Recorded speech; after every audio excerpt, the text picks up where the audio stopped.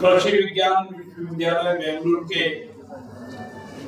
56वें दीक्षांत समारोह में मंच पर उपस्थित कर्नाटक सरकार के माननीय कृषि मंत्री श्री बीसी पाटिल साहब, दीक्षांत समारोह के मुख्य अतिथि डॉक्टर राजेंद्र सिंह जी बड़ौदा साहब, विश्वविद्यालय के vice chancellor doctor Rajendra Prasad ji, प्रबंधक मंडल एवं अकादमिक परिषद के सम्माननीय सभी सदस्यगण तथा विश्वविद्यालय परिवार के समस्त महानुभाव, मानद उपाधि से सम्मानित श्री एन.सी. पटेल साहब, उपाधि प्राप्त सभी छात्र छात्राओं, अन्य सभी उपस्थित महानुभावों, ಎಲ್ಲರಿಗೂ ನಮಸ್ಕಾರ।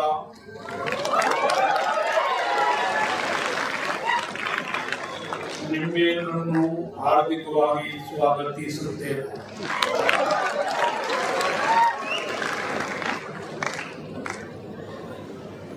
यह विश्वविद्यालय अपनी स्थापना के समय से ही निर्धारित उद्देश्यों को पूरा करने में सक्रियता से प्रयास कर रहा है। इस विश्वविद्यालय द्वारा अनेकों कृषि उपयोगी शोध अनुसंधान कार्य किए गए हैं और अनेकों परियोजनाओं पर कार्य किया जा रहा है। मेरी जानकारी में आया है कि पिछले 58 वर्षों के दौरान इस विश्वविद्यालय ने 296 उच्च उपज देने वाली किस्मों को बनाया है, हाइब्रिड को विकसित किया है और अनेक कृषि प्रौद्योगिकियों का विकसित करने की दृष्टि से काम किया है। कृषि क्षेत्र में अनुसंधान, नवीन तकनीकी विकसित करने के लिए राष्ट्रीय और अंतर्राष्ट्रीय प्रतिष्ठित संस्थानों के साथ पिछले वर्ष विश्वविद्यालय के द्वारा 68 MOU किए गए हैं और 10 पेटेंट प्राप्त किए गए हैं। मैं इस प्रकार के अच्छे कामों की सराहना करता हूँ, प्रशंसा करता हूँ। ICAR नई दिल्ली ने देश के कृषि विश्वविद्यालयों में शिक्षण, अनुसंधान, विस्तार और सांस्कृतिक गतिविधियों के मानकों के लिए इस संस्थान को भारत में सर्वश्रेष्ठ कृषि विश्वविद्यालय में स्थान दिया है। उपलब्धियों के बारे में वाइस चांसलर आदरणीय राजेंद्र प्रसाद जी ने विस्तार से आपको जानकारी दी है। मैं इस विषय में ज्यादा समय नहीं लेना चाहता हूँ। उन्होंने जो जानकारी दी है वो इस विश्वविद्यालय के लिए ऐतिहासिक उपलब्धियां है। मैं उनको और विश्वविद्यालय के समस्त परिवारजनों को और विद्यार्थियों को इसके लिए हार्दिक बधाई और शुभकामनाएं देता हूँ। मुझे बताया गया है कि इस विश्वविद्यालय के प्रत्येक कृषि विज्ञान केंद्र में एक गांव को जिला स्तर पर मॉडल गांव के रूप में विकसित करने के लिए गोद दिया है और उन गांवों का विकास करने की दृष्टि से सक्रिय प्रयास किया जा रहा है। ये काम भी निश्चित रूप से प्रशंसनीय है, तारीफ करने लायक है। मैं इस निर्णय की प्रशंसा भी करता हूँ।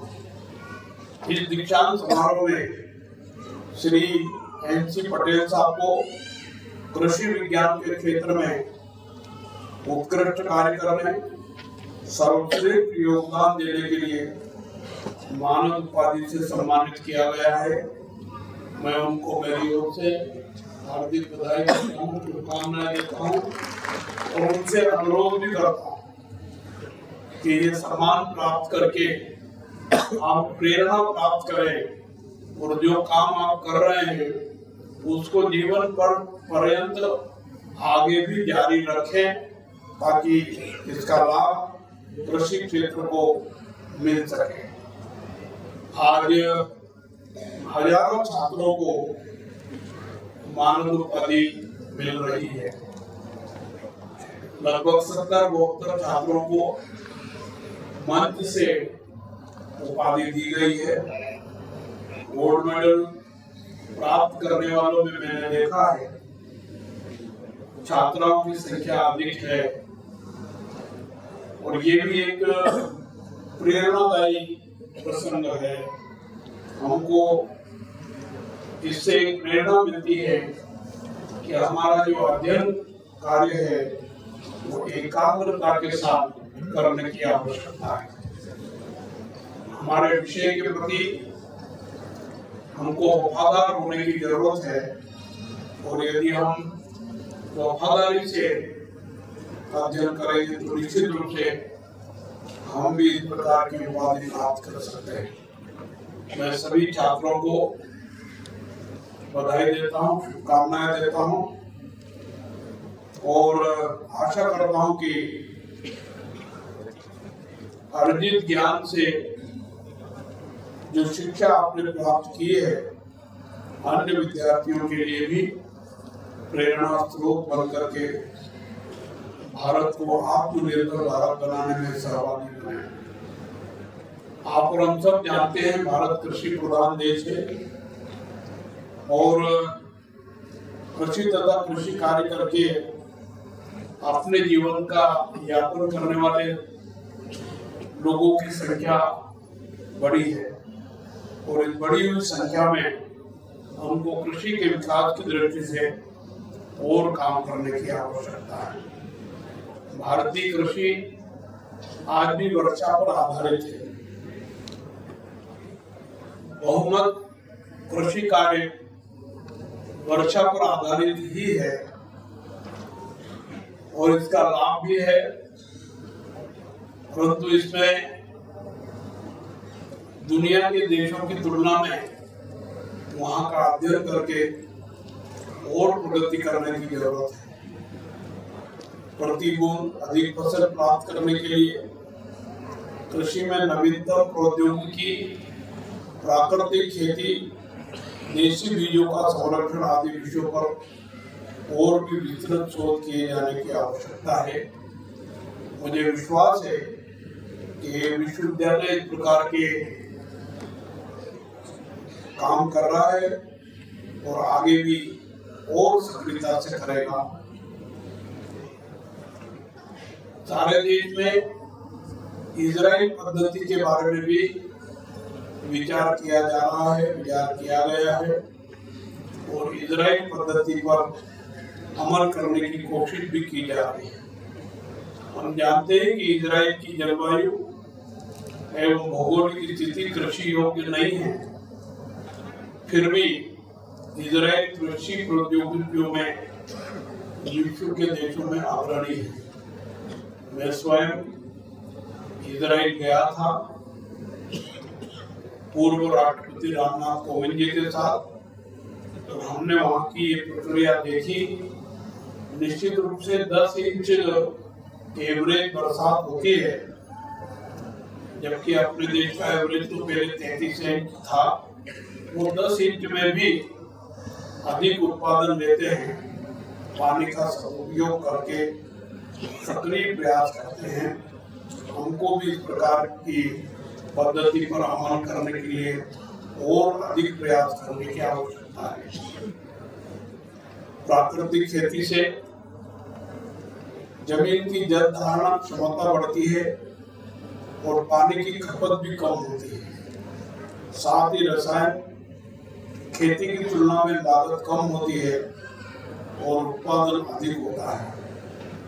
इस संबंध में परोदा साहब ने भी हमको बहुत जानकारी दी है। उस जानकारी का भी लाभ हम भविष्य में कृषि के विकास की दृष्टि से लेने का प्रयास करें तो ज्यादा अच्छा होगा। भारतीय कृषि एवं संबद्ध क्षेत्रों में विकास के लिए कृषि को फायदे का धंधा बनाने के लिए तथा किसानों की आय को बढ़ाने की दृष्टि से भारत सरकार एवं कर्नाटक सरकार ने अनेक कार्य योजनाएं बनाई है। कृषि मंत्री महोदय ने अभी इसकी जानकारी दी है। मैं आपसे अनुरोध करना चाहूंगा कि भारत सरकार की और कर्नाटक सरकार की कृषि के क्षेत्र में कृषि के विकास की दृष्टि से जो योजनाएं बनाई गई है, उन योजनाओं का लाभ स्वयं भी उठाएं और दूसरों को भी लाभ उठाने की दृष्टि से प्रेरित करने का काम करें। भारत को कृषि के क्षेत्र में आत्मनिर्भर और वैश्विक शक्ति बनने के लिए कृषि, पशुपालन और खाद्य प्रसंस्करण के आधुनिकीकरण पर और अधिक ध्यान देने की जरूरत है। मैं विश्वास करता हूँ कि हम इस दिशा में सक्रिय प्रयास करेंगे। हरित क्रांति ने कृषि उत्पादन में वृद्धि की है। वैसे भारतीय खेती में IT क्रांति अगला बड़ा कदम हो सकता है। हमको इस दृष्टिकोण को भी ध्यान में रख करके कृषि के विकास की योजनाएं बनाना चाहिए। विश्वविद्यालय के कुलपति और उनकी टीम को तथा समस्त विश्वविद्यालय परिवार को मेरी ओर से उनके द्वारा किए जा रहे अनुसंधान, नवाचार और कृषि क्षेत्र में भारत को आत्मनिर्भर बनाए जाने की दिशा में किए जा रहे कार्यों के लिए मैं उनको सबको बधाई देता हूँ, शुभकामनाएं देता हूँ। आपने मुझे शांतिपूर्वक सुना, इसके लिए आपका धन्यवाद करता हूँ, आभार व्यक्त करता हूँ। जय हिंद, जय किसान।